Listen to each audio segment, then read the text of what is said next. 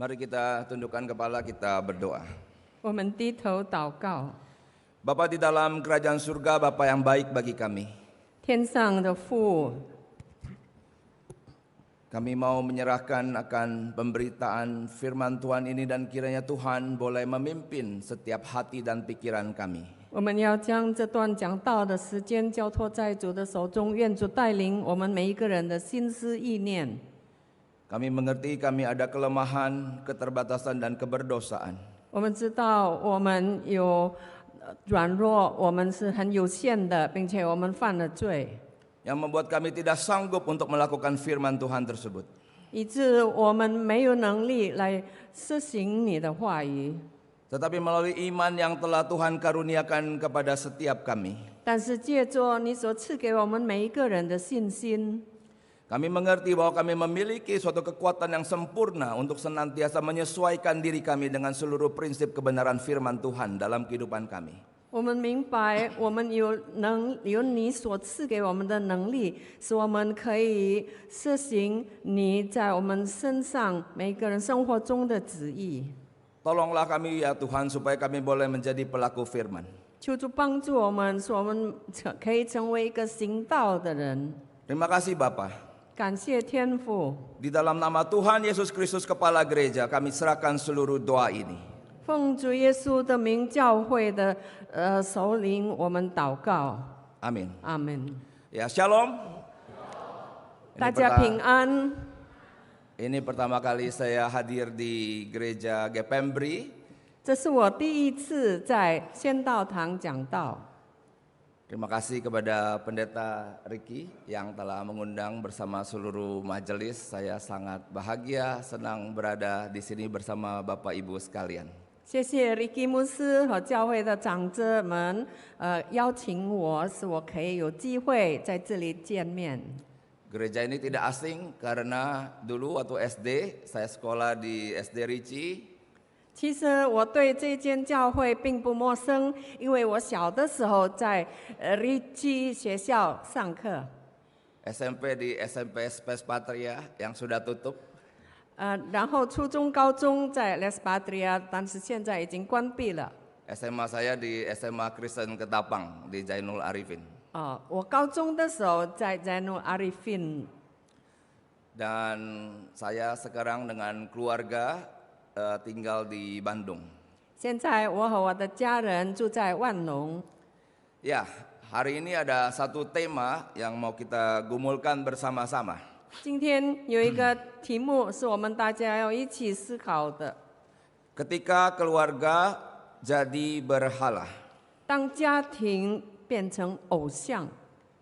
Saya akan membacakan bagian firman Tuhan ini sekali lagi yang tadi kita sudah baca di awal. Mari kita memperhatikan firman Tuhan ini. 我要重复读刚才我们已经读的经文，请大家注意听。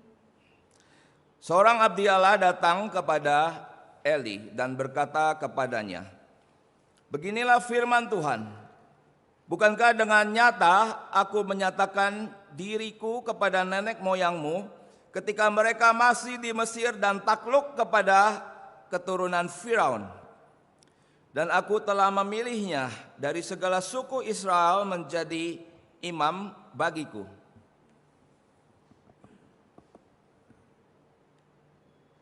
Oke, mungkin di belakang bisa bantu juga ya sambil saya membacakan bagian ini. Dan aku telah memilihnya dari segala suku Israel menjadi imam bagiku, supaya ia mempersembahkan korban di atas mezbahku, membakar ukupan dan memakai baju efod di hadapanku. Kepada kaummu telah kuserahkan segala korban api-apian orang Israel. Mengapa engkau memandang dengan loba kepada korban sembelihanku dan korban sajianku yang telah kuperintahkan, dan mengapa engkau menghormati anak-anakmu lebih daripadaku, sambil kamu menggemukkan dirimu dengan bagian yang terbaik dari setiap korban sajian untuk umatku Israel? Sebab itu, demikianlah firman Tuhan Allah Israel, sesungguhnya aku telah berjanji, keluargamu dan kaummu akan hidup di hadapanku selamanya. Tetapi sekarang, Demikianlah firman Tuhan, jauhlah hal itu daripadaku. Sebab siapa yang menghormati aku akan kuhormati, tetapi siapa yang menghina aku akan dipandang rendah. Sesungguhnya akan datang waktunya bahwa aku akan mematahkan lengan kekuatanmu dan tangan kekuatan kaummu, sehingga tidak ada seorang kakek dalam keluargamu. Bapak Ibu yang dikasihi Tuhan, firman ini adalah sesuatu firman yang ada sifatnya peneguran yang sangat keras. 弟兄姐妹们，这一段经文里面是很严重的警告。 Masa ini adalah masa hakim-hakim. 那个时期是士师的时代， Samuel adalah hakim terakhir dan kemudian memasuki masa daripada kerajaan Israel. 撒母耳是最后一个士师，然后就进入了以色列国。 Kita mengerti bahwa bangsa Israel awalnya adalah bangsa budak. 我们知道以色列民以前是被奴役的， Selama 400 tahun mereka ada di dalam suatu perbudakan di tanah Mesir oleh seorang raja yang bernama Firaun. 在400年间，以色列民在法老的统治下做奴仆。 Hidup sebagai budak setiap hari hanya membangun monumen demi monumen yang untuk disembah oleh bangsa Mesir. 他们每一天就是在埃及人的奴役之下，为他们做苦工，建立他们的殿和偶像。 Tetapi kemudian Tuhan menyatakan kepada bangsa Israel di Mesir melalui Musa hambanya.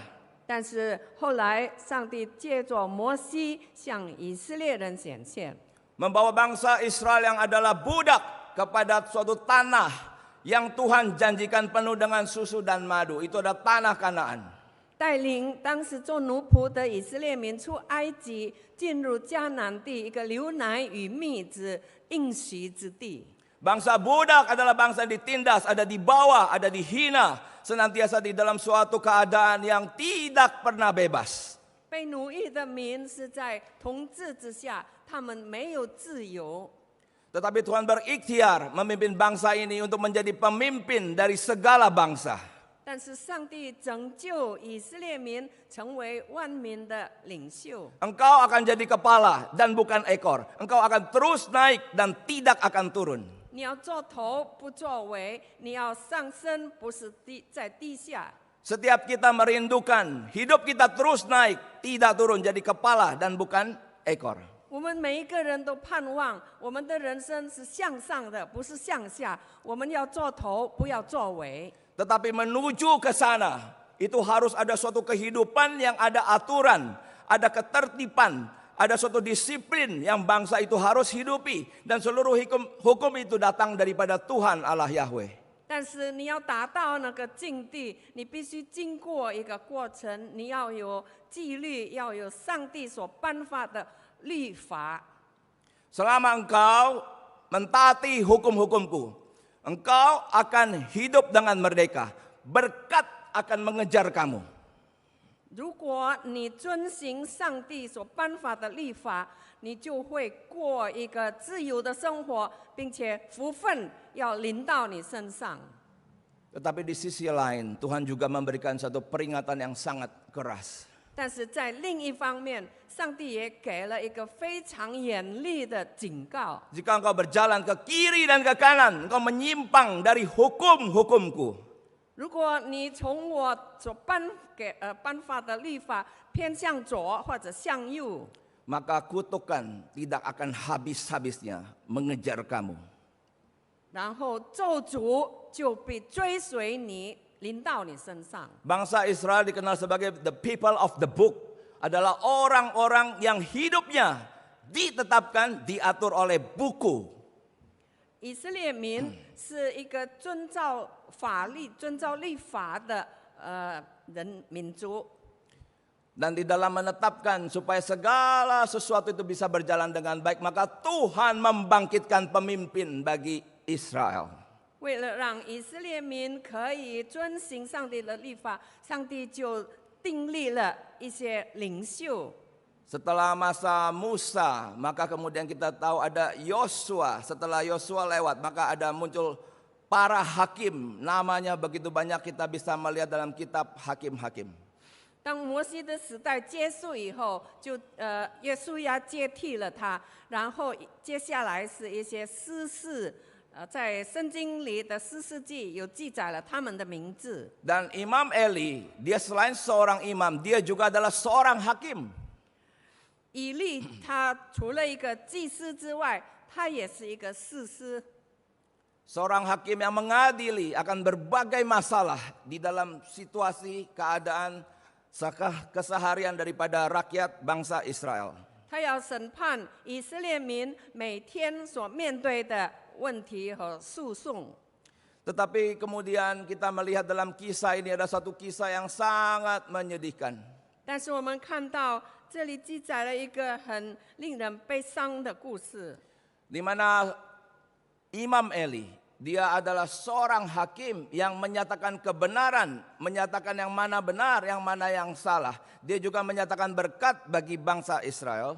以利他身为士师，他必须向以色列民告诉他们什么是对的，什么是错的，什么是祝福，什么是咒诅。 Tetapi anak-anaknya tidak hidup di dalam kebenaran. 但是很可惜，他的孩子们没有活在真理里面。 Anaknya ada dua, Hofni dan Pinehas. 他有2个儿子，何夫尼和菲尼哈。 Hidupnya itu sungguh jauh daripada kebenaran dan keadilan yang Tuhan tetapkan. 他们的生活远离了上帝所立定的真理和律法。 Tema pada hari ini mengingatkan kita ketika keluarga menjadi berhala. 今天提醒我们，若是我们的家庭变成了偶像， Jangan sampai kehidupan Imam Eli dan anak-anak itu menjadi sesuatu hal yang terjadi di dalam keluarga kita. 千万不要让发生在以利和他2个儿子身上的事情发生在我们的家庭里。 Karena Tuhan sendiri akan menentang orang-orang yang demikian. 因为上帝要抵挡这种人。 Apa sih arti daripada berhala? 偶像是什么意思呢？ Saya definisikan di sini, berhala adalah apapun di dunia ini yang manusia hargai, hormati dan kasihi melebihi Tuhan. 我给的定义就是，偶像就是任何在世界上的东西超过了我们所爱的、我们所尊敬的、我们所看为重的，超过了上帝。 Saya berikan beberapa contoh secara cepat. Anak muda yang jatuh cinta pada orang tidak seiman. 比方说，一个年轻人他爱上了不同宗教的人， Jatuh cinta itu berjuta rasanya. 恋爱是一件感情的事。 Puji Tuhan jikalau kita bisa jatuh cinta. 感谢主，如果我们能够恋爱。 Orang-orang di wilayah kehidupan dewasa muda usia 18 sampai 25 itu pasti secara alamiah tertarik kepada lawan jenis. 年轻人18岁到25岁之间，异性相吸是很自然的。 Kita bersyukur jikalau anak-anak kita cerita, oh aku naksir sama si ini, aku tertarik sama si itu, oh anakku normal, puji Tuhan ya. 我们很高兴，我们感谢主。如果我们的孩子说，我很喜欢那个人，那表示说他很正常。 Kita orang tua harus punya keingintahuan, dia jatuh cinta kepada orang seperti apa. 我们做父母亲的，必须要知道他爱的是怎么样的人。 Apakah orang yang dicintai anak kita, yang anak kita naksir, apakah dia punya iman kepada Tuhan atau tidak? 我们的孩子所爱的人，他有没有对上帝有信心？ Kita harus bertanya, dia 我们 percaya 必须 kepada 问他， siapa? 你爱的人是怎样的人？ Lalu anak kita bilang, 如果你的孩子回答， iman itu kan tidak penting mah, tidak penting, paling penting orangnya ganteng, ini kayak artis Korea. Wah. 宗教不重要了，重要的是他长得很英俊，好像韩国的明星。 Ganteng, kaya, hebat, jabatan tinggi, punya pekerjaan, ini top sudah ya. 就好像现在说的高富帅，他什么都很棒。 Jikalau kemudian anak muda ini meneruskan akan hubungannya, kita mengerti hubungan pacarannya itu sudah menjadi berhala dalam hidupnya. Karena dia tidak pernah mempertimbangkan akan prinsip firman Tuhan. Janganlah kamu merupakan pasangan yang tidak seimbang dengan orang yang tidak percaya. Ada persamaan apa antara Kristus dengan Belial?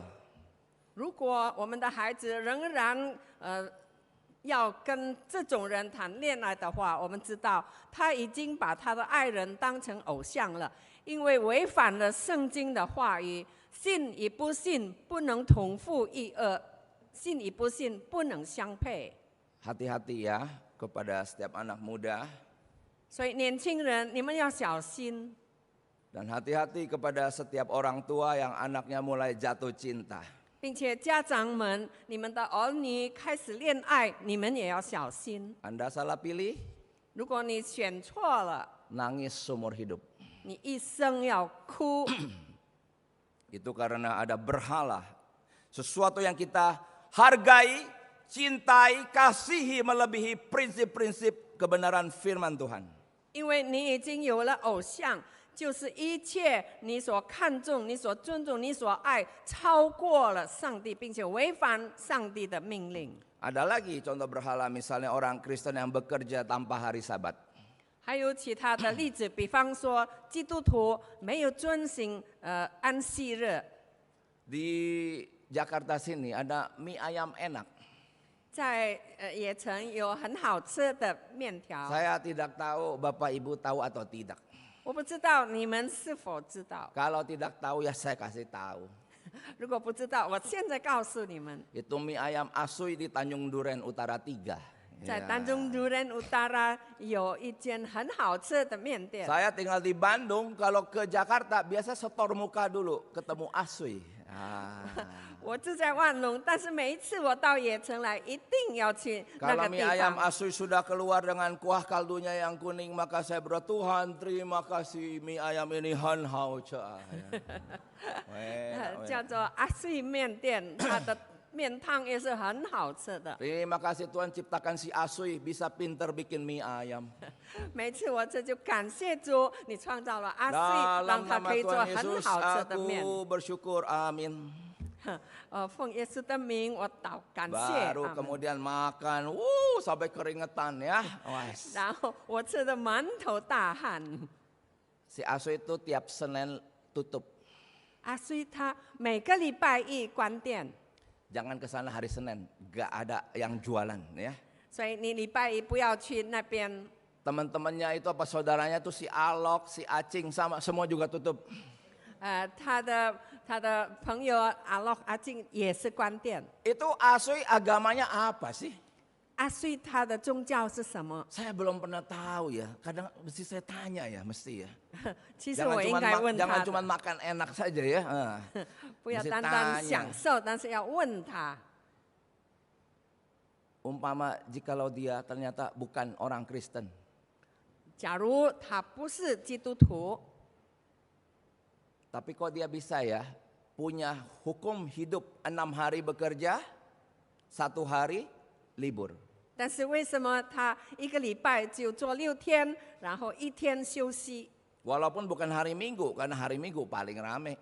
虽然不是礼拜天，因为礼拜天是最热闹的日子。 Tapi dia mengatur ritme hidup sesuai dengan firman Tuhan. Hari ke-7 itu hari istirahat, dia tutup.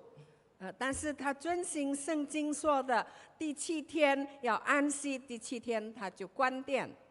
Kita orang Kristen 我们基督徒 berani 敢不敢 berhenti 1 hari 1 minggu dari toko yang kita buka? 一个礼拜1天你关店休息， Atau kita sepanjang tahun buka terus? 或者你整年每一天都要开店， Tidak mengindahkan firman Tuhan. 你忽视了上帝的话语。 Kalau begitu sudah jadi berhala. 如果这样的话，这就是你的偶像。 Yang contoh berikutnya, 另外一个例子， Mentaati permintaan orang tua padahal melawan hukum Tuhan. 你遵行父母亲的命令，其实是违反了上帝的命令。 Handphone yang diutamakan melebihi Tuhan. 你把你的手机看重过于上帝。 Ini khotbah kira-kira 40 sampai 50 menit. 我讲到大概40到45分钟。 Nanti kalau ada WhatsApp Anda jawab apa tidak ini? 如果有 WhatsApp 短信进来，你要不要开？ Saya suka lihat, saya kan suka duduk di bangku jemaat juga. 我常常看，因为有时候我也坐在会友们当中， Ada WhatsApp, ada yang lagi khotbah, jawab. 正在讲道，但是有短信进来，马上就回答， Taruh, dengar, 然后又放下， lihat lagi, jawab lagi. 然后又再打开来看回答。 Sudah jadi berhala. 手机成了你的偶像， Pekerjaan atau pelayanan yang didahulukan melebihi Tuhan. 或者你把你的工作、你的侍奉看重超过了上帝。 Saya tidak ada waktu untuk menjabarkan hal ini karena kita harus segera masuk kepada apa sih yang terjadi dalam kehidupan Imam Eli. 我没有很多时间去讲明，但是我们要进入思想。 Di sini 以利 Tuhan 发生 bertanya 什么？ kepada Imam Eli, mengapa engkau menghormati anak-anakmu lebih daripadaku? 这里上帝警告他：为什么你尊重你的儿子过于尊重我？ Kita harus bisa membedakan antara menyenangi anak versus mengasihi anak. 我们必须能够分别，你是取悦儿子，或者你是爱儿子。 Yang terjadi pada Imam Eli, dia seorang yang sangat menyenangi anak. 发生在以利祭司的身上是，他非常的要令他的孩子们高兴， Tetapi sangat kurang mengasihi anak itu. 但是他却缺少对孩子的爱。 Apa arti menyenangi anak? 你取悦，你让孩子高兴是什么？ Setiap kita itu ada parental instinct. 我们每个做父母的都有做父母的本能。 Jadi melihat anak itu, rasanya kok ada suatu kerinduan, keinginan tidak bisa ditolak untuk melindungi, merawat, mengasihi, memeluk gitu ya. Jadi kita bisa lihat orang tua itu kalau lihat anak itu, wah sedemikiannya ya.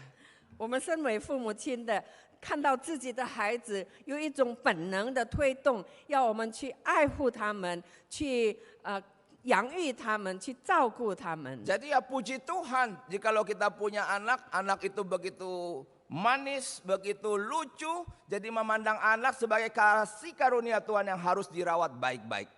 如果我们的孩子是很可爱的、很令人喜爱的，我们实在要感谢主，我们要好好养育他们。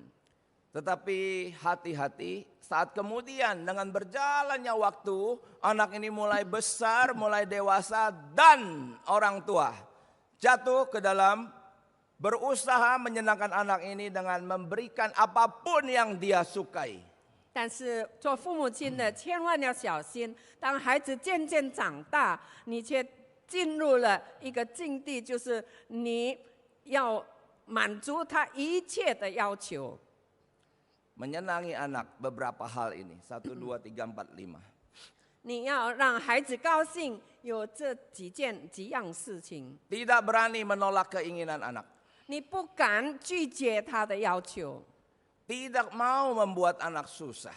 你不忍心让他辛苦， Tidak berani memberikan tanggung jawab. 你不敢给他负责任。 Tidak berani menegur, menghukum saat anak itu bersalah. 当孩子犯错的时候，你不敢警告他、劝勉他，并且刑罚他， Tidak berani berkata tidak pada anak. 不敢对孩子说不。 Hati-hati, 小心， anak kita bukan dewa. 我们的孩子不是神仙， Dia kasih karunia Tuhan. 他是上帝的恩惠慈爱给 Dia 你， pemberian Tuhan yang sangat indah. 他是上帝给你很好的礼物， Ada kekekalan dalam hatinya. 在他的心里有永恒的生命， Memiliki potensi yang dahsyat di masa depan. 他有很美好的前途。 Tetapi orang tua yang mengasihi anak, dia mengerti sesuatu. 但是若是一个父母爱孩子过于一切， mengerti bahwa anak seindah apapun dia, selucu apapun dia, tetapi sudah jatuh di dalam dosa. 无论你的孩子多么的可爱，但是如果他已经跌入罪里， Daud berkata, sejak dari dalam kandungan ibuku, aku sudah berdosa. 就像大卫所说的：“我自从出母胎就有了罪。” Anak begitu indah, begitu cantik, begitu cakep, begitu lucu, tetapi ada sinful nature, ada natur alamiah yang cenderung untuk memanifestasikan dosa. 这么漂亮、美丽、可爱的小孩，但是在他身上已经有那个罪的本性，所以他能够跌进罪里。 Jikalau dibiarkan, 如果你任凭他的话， kita orang tua saat sudah tua akan banyak menitikkan air mata. 我们做父母亲的年老的时候，就会痛哭流泪。 Maka orang tua yang mengasihi anak 所以，真正爱孩子的父母亲， itu tidak segan menegur, menghukum, dan memukul dengan rotan. 他一定会以杖来责打、管教他的孩子。 Dalam Amsal 29 ayat 15, tongkat dan teguran mendatangkan hikmat, tetapi anak yang dibiarkan mempermalukan ibunya. 在箴言第28章，29章第15节，杖打和责备能加增智慧，放纵的儿子使母亲羞愧。 Di situ saya ada koma. Pertama ada menegur, lalu ada menghukum, lalu ada memukul dengan rotan. 这里有杖打和责备。 Di sini orang tua haruslah bijaksana dan juga bijak di sini. 这里做父母亲的要有智慧。 Jikalau anak kita boleh kita tegur, lalu dia memberikan respon penyesalan yang mendalam. 如果我们责备我们的孩子，然后他表现出他真的后悔了， Ini namanya special edition ya. 这是很特别的例子。 Ini anak yang mungkin sampai dia remaja, sampai pemuda, mungkin dia tidak pernah merasakan rotan. 这样听话懂事的孩子，也许一直到他成长都没有尝过这个杖打的滋味。 Ada anak-anak seperti itu. 有这样的孩子， Kita ngomong sedikit dia langsung puhau ise gitu kan. 我们跟他好好的讲，他就觉得不好意思了。 Bersyukurlah kita orang tua jikalau punya anak model begini. 如果你有这样的孩子，你要感谢主， Nggak perlu keluar urat-urat di sini, 你不需要和他做严厉， nggak perlu melotot sampai mata mau lepas ya. 你不必瞪大眼睛瞪着 Ngomong 他。 sedikit dia langsung kembali kepada on the track. 你讲他几句，他就马上改过。 Nah, tetapi tidak semua anak seperti ini. 但是不是所有的孩子都是这样的？ Ada anak di dalam usianya tertentu, dia seperti mencoba suatu batasan. Kalau saya lewati, kira-kira apa yang terjadi? Papa marah, mama marah atau tidak? 有一些孩子在他叛逆的时期，他常常要试探父母亲的底线。我这样做，父母亲是不是生气？ Nah, jikalau anak yang seperti ini, umumnya orang berkata ini anak nakal. Kenapa nakal? Aturan di sekolah dia labrak, aturan di rumah dia labrak, aturan di gereja juga dia tidak perhatikan. Jadi dia melanggar batas. 我们称这样的孩子顽皮，因为他不但在家里，或者在社会上，在学校里，在教会里，他也试探着要踩别人的底线。 Yang seperti ini harus diberikan hukuman. 这样的人就要给他一些刑罚。 Saya senantiasa berdiskusi dengan istri saya Liana saat harus menghadirkan hukuman apa bagi anak-anak kami. 当我要惩罚我的孩子的时候，我一直都是和师母一起来讨论商量。 Karena hukuman kalau terlalu berat, anak itu bisa membenci orang tua. 因为你的刑罚若是太重的话，那么会引起孩子的反感，他就会恨父母亲。 Kalau terlalu ringan, 但是若是太轻的话， cuma diketawain saja. 他只是笑笑而已。 Ini perlu bijaksana Tuhan. 所以就需要有上帝给我们的智慧。 Hukuman bisa berupa menarik uang jajan, bisa. 你惩罚他，可以是停止他的零用钱， Bisa untuk mengambil handphonenya untuk sementara waktu, bisa. 也可以是没收短暂一段时间他的手机， Bisa berupa dia harus melakukan sesuatu tanggung jawab di rumah, bisa. 或者是要他在家里帮忙做一些家事。 Tetapi di dalam hukuman senantiasa ada suatu motivasi, bukan menjatuhkan anak itu, tetapi untuk membangun, untuk membentuk anak itu. 但是在惩罚里面有一个原则，就是不是要让他跌倒，而是要建立他的纪律和他的品格。 Dan saat anak itu menjalani hukuman, 当孩子正在实行你给他的惩罚的时候， hati nurani dia mulai hidup. 他的良心就活出来。 Kenapa kok saya dihukum begini? 为什么爸爸这样惩罚我？ Oh, ternyata aku ada salah, salahnya ini. 原来我犯了错，我的错误是这些事。 Sehingga hati nurani yang dihidupkan itu akan menjaga dia saat dia menuju kedewasaan untuk mengerti mana yang benar yang harus dia jalani dan mana yang tidak benar. Jikalau dia lakukan, dia akan dihukum. 所以，当他的良心被激活以后他成长了，他就知道什么是可以做的，什么是不可以做的。你做了，你犯了错，你就会得到刑罚。 Kalau hukuman biasa sudah tidak bisa, 若是普通的刑罚已经行不通了， maka yang berikutnya itu memukul dengan rotan. 然后下一步就是用杖子打他。 Ya, kita lihat di dalam hal ini mengasihi anak, ya. 我们看怎 secara 样 cepat. 爱孩子。 Yang pertama dia menghadirkan disiplin. 第一就是你要让他守纪律， Disiplin diberikan bukan hanya untuk menghukum, tetapi di sisi lain juga disiplin mengandung pujian, mengandung suatu hadiah. Jikalau anak-anak kita melakukan apa yang orang tua itu inginkan. 守纪律不单单是刑罚他，但是若是他做得好，里面也有奖赏。若是他照着父母的意思做了，他会得到奖赏。 Dan apa yang orang tua inginkan, itu adalah yang Tuhan inginkan. Karena orang tua adalah partner Tuhan dalam menghadirkan hal-hal yang baik bagi anak-anak. 父母亲所定下的纪律就是上帝的纪律，因为父母亲是与上帝同工，建立家庭里面的纪律。 Yang kedua ada tadi saya katakan nasihat, teguran, dan hukuman.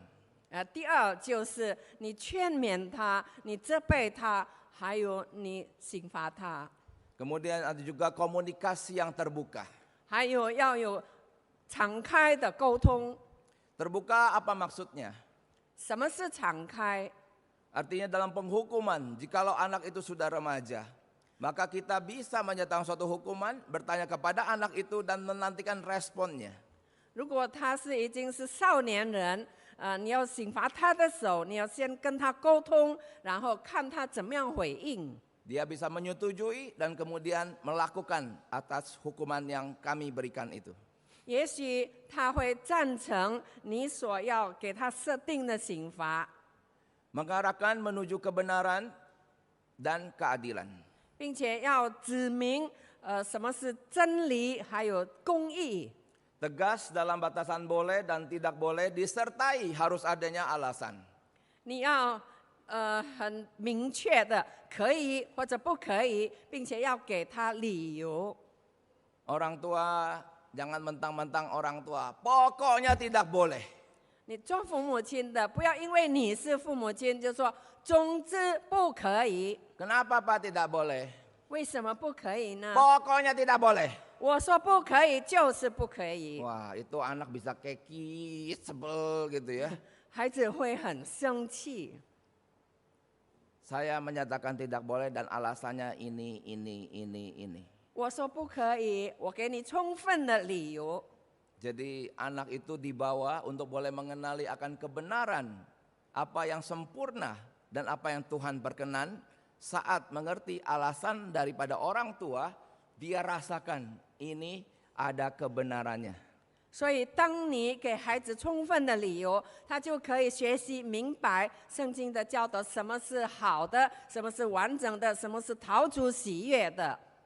Yang keenam, memenuhi kebutuhan anak sesuai tahapan perkembangannya. 第六就是照着孩子们成长的过程来满足他的需要。 Jadi ini tanggung jawab orang tua, bahwa sejak anak itu lahir maka dia beranjak dewasa, ada kebutuhan yang harus dipenuhi oleh orang tua. 这是做父母亲的责任，从孩子出生一直到他长大，父母亲在每一个时间段都要满足他的需要。 Jangan memberikan kepada anak yang tidak anak itu butuhkan. 你不要给他他所不需要的东西， Tetapi kita harus ada bersama anak. Saat anak itu menyatakan, Papa saya butuh ini, kita bawa kepada Tuhan, kita mengerti itu kebutuhannya. Kita orang tua secepat cahaya menghadirkan kebutuhan tersebut. 当孩子告诉你爸爸妈妈我需要这个东西，那么你要把这件事带到上帝面前祷告，并且在第一时间满足他的要求，若是合理的。 Yang ketujuh, memberikan keteladanan dan konsistensi. 第七就是给他榜样，并且要持续的做。 Jangan sampai seluruh aturan itu cuma berlaku buat anak, tapi orang tua semau-maunya. 不要你设立榜样，是要孩子们遵行，但是你自己却为所欲为。 Di rumah saya menegakkan satu aturan, 在我 harus 家里， membaca Alkitab setiap hari. 在我家里，我立下了一个规矩，就是每天要读圣经。 Jangan sampai itu aturan cuma buat anak-anak sementara papanya juga tidak baca. 不要这个规矩只是给孩子们，但是做父母亲的自己却不读圣经。 Ada keteladanan dan konsistensi. 你要有榜样，并且要持续的做。 Yang kedua, kita lihat dalam kehidupan Imam Eli dan anak-anaknya ada power struggle yang ternyata dimenangkan oleh anak. 第二点，我们看到在以利祭司的身上有这个能力的争斗，最后却是孩子赢了。 Apa itu power struggle? 什么是权力的争斗？ Setiap orang sejak dari kecil sampai dewasa sampai tua pasti punya keinginan, pasti punya tekad, pasti punya kehendak. 每一个人从小到大，他一定有很多的想法，有很多的意愿。 Orang yang sehat jiwanya adalah orang yang punya keinginan. 一个人的心理健康是一个有意愿的人。 Nah, tetapi dalam seluruh keinginan yang baik, kita juga adalah manusia yang telah jatuh di dalam dosa. 但是在所有好的意愿里面，因为我们都是罪人， Sehingga bisa saja menginginkan hal yang baik, tapi motivasinya jahat. 所以有时候我们要的是好的，但是我们的动机却不好。 Sehingga bisa saja keinginannya baik, tapi proses mendapatkannya ternyata proses yang mengandung kejahatan. 因此，有一些意愿是好的，但是我们要达到这个意愿的过程却是恶劣的。 Ada yang sulung, ada yang bungsu. 有长子，有小儿子， Orang tua suka salah. 父母亲常常有偏爱。 Kasih hadiah mungkin kepada yang bungsu, yang sulung tidak dikasih. 你给礼物给小孩子，但是大的你没有给。 Yang sulung disuruh ngalah terus. 你要大的要apa ngalah Mengalah. Ya. Itulah dia. Ya. Lalu bagaimana yang sulung ini bisa kalau dia sangat mengingin, oh, bagus sekali itu mainannya ya, lucu gitu kan. Wah dia bisa rebut, ya kan? 那么大儿子，因为他很喜欢这个玩具，他看到很好，他就要抢了。 Begitu direbut, wah adiknya nangis. 他一抢，那么弟弟就哭了， Wah ini situasi sudah jadi chaos. 那么就产生了吵闹、争吵。 Kami punya anak 3 ya di rumah. 我有3个孩子， Melihat bagaimana mereka berkembang dari kecil sampai dewasa. 看到他们从小到大怎么样的成长， Setiap anak itu punya keinginan yang sangat kuat. 每个孩子都有很强烈的意愿。 Bapak Ibu pernah lihat di mall suka ada anak guling-guling gitu? 你看过吗？在商场有时候有一些小孩在地上打滚， Saya ketemu beberapa kali. 我看过几次了。 Itu anak guling-guling, tiarap, teriak-teriak, jejeritan gitu ya. 孩子在地上打滚哭让， Dia sedang menyatakan keinginan dan kehendak. Aku mau sesuatu, aku mesti dapat sekarang juga. 他正在表现他的意愿。我要什么？我要某种东西，我现在就要。 Sekarang gimana? Di mana orang tuanya? Mana papa mamanya nih? 他的父母亲怎么样呢？ Kalau orang tua memenangkan power struggle akan menyatakan kepada anak, jangan begitu, bangun, kamu guling-guling tidak pernah akan dapatkan apapun. 如果做父母亲的，他赢了这个争斗，权力争斗，他就会对孩子说：“你起来，你这样在地上打滚没有用。” Sampai anak itu capek, kagak dapat apapun. Jikalau cara mendapatkannya dengan cara begini. 如果他用这样的方法要得到某种东西，一直到他累了，他也得不到。 Biasanya yang rada keras itu suami, lelaki. 通常是做爸爸的比较强硬， Tapi yang rada lemah mamanya. 做母亲的就比较柔和。 Sudah, gak apa-apa ya, kasih. Mau apa? Wah. 算了啦，你要什么？你要什么？ Begitu dikasih, power struggle dimenangkan oleh anak. 你一答应他，那么这个权力争斗就被孩子赢了。 Atau suami istri sepakat kuat, anak begini tidak boleh dikasih. Makin berontak, kita makin tidak kasih. 或者两夫妇都已经商量好了，如果孩子这样的话，我们绝对不要答应他。 Ada popo kungkungnya. 但是有婆婆和公公， Hayah, bikin malu ah. Kasih saja. Itu kan gampang es krim dong, kasihlah. Terus 哎 ini 呀， anak 这样很不 lihat 好啊！他要 lihat 冰淇淋就买给他算了啦。 pusing sudah ya. 真的很头痛， Hati-hati. 你要小心。 Saya pernah, anak saya itu 3 tahun, ya, dia menangis demikian kencang ingin mendapatkan sesuatu. 有一次，我的孩子3岁的时候，他大哭要得到一样东西。 Anak laki-laki. 男孩子， Saya pegang tangannya. 我就抓住他的手。 Kamu masih paksa, kamu masih mau, papa pukul.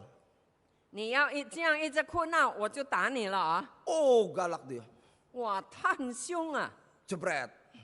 我打他， Oh, tidak surut. Oh, masih mau pukul lagi. 还是哭闹，我再打他。 Ini power struggle.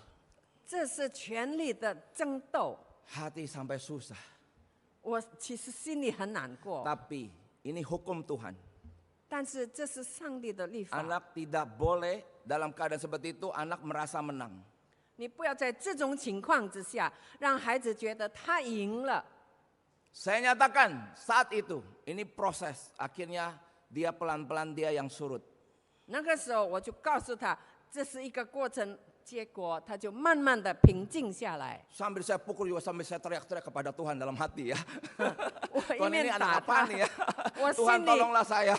我心里一面向上帝呼喊：“主啊，求你帮助我。” Nah begitu dia surut, 他平静下来以后， saya saat itu menyatakan itu tidak boleh, saya menang.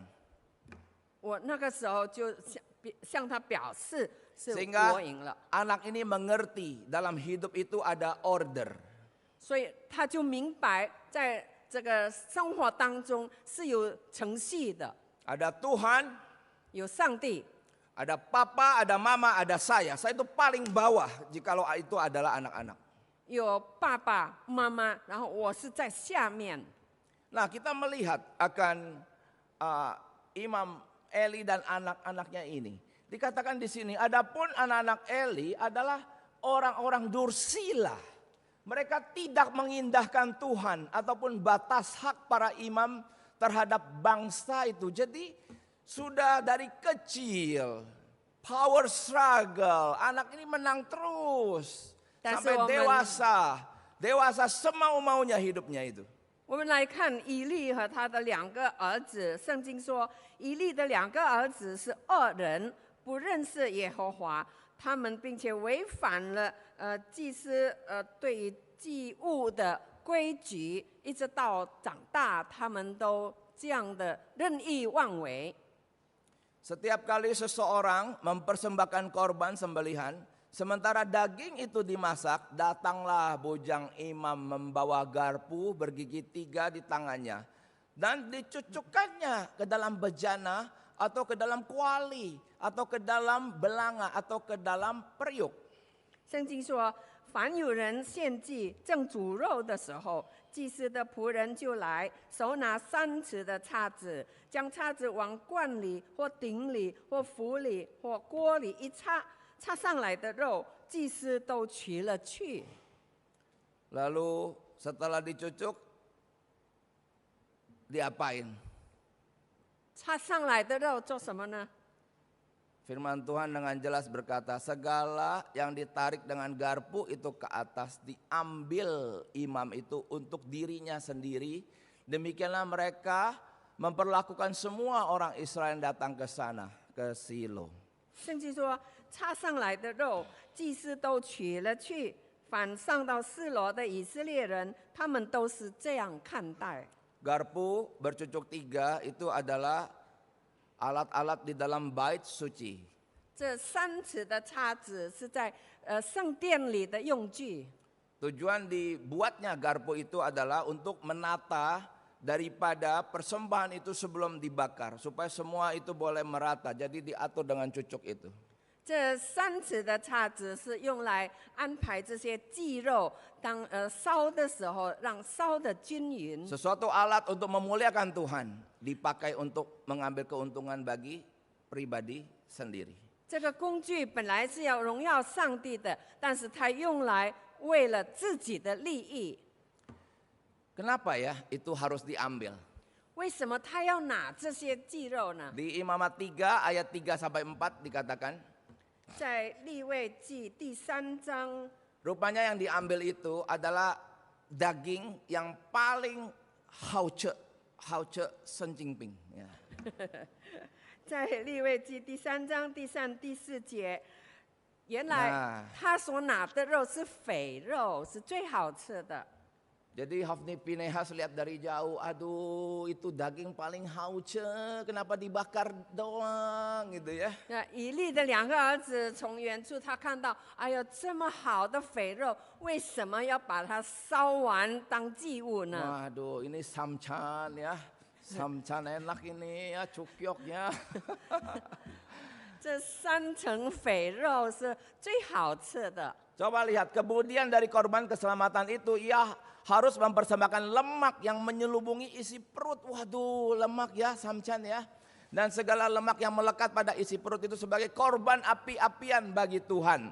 Dan lagi kedua buah pinggang, tuh daging dekat buah pinggang itu ya. Dan lemak yang melekat padanya, yang ada pada pinggang dan umbai hati yang harus dipisahkannya berserta buah pinggang itu seharusnya bagi Tuhan. Hofni Pinehas lihat, wah ini paling enak bikin gulai ya, gulai kambing, sate kambing ya, atau apa itu sapi matah begitu kan? Ini paling the best. Kenapa dibakar?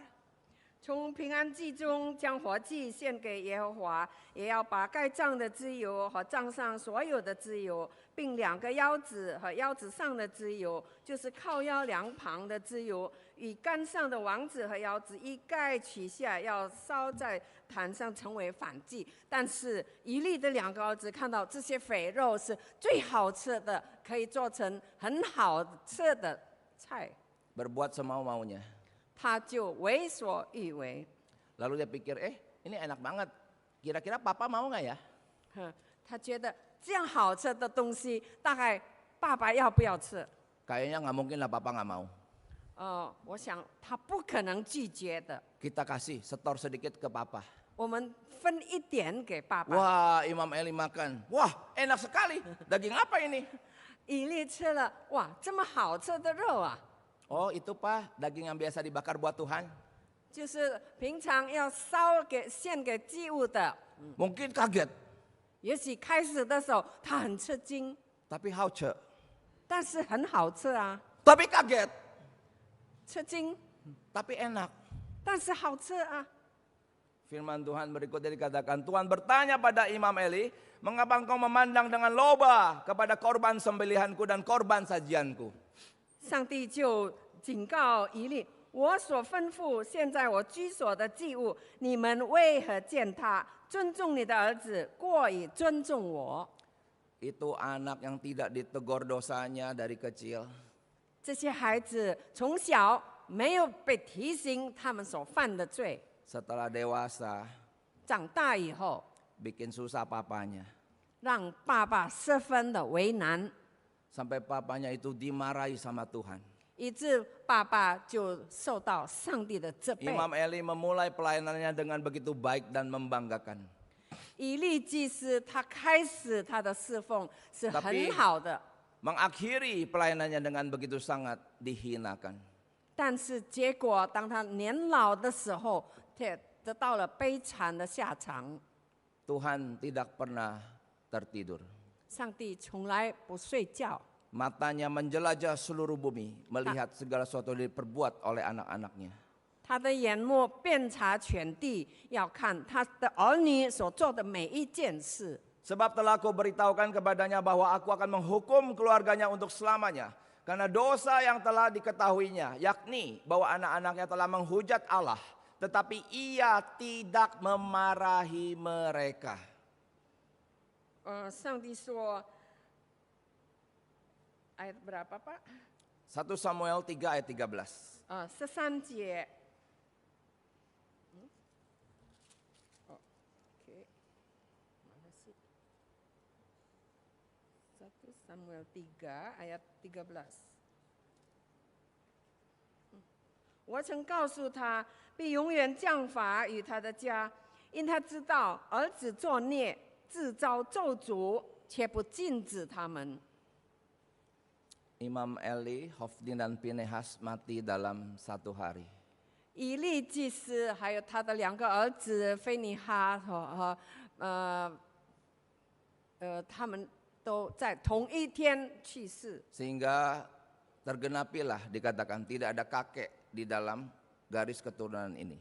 就成就了上帝所说的，在他的家里没有一个老年人。 Yang terakhir, 最后一点， sampai masa tua sedih melihat perbuatan anak-anaknya.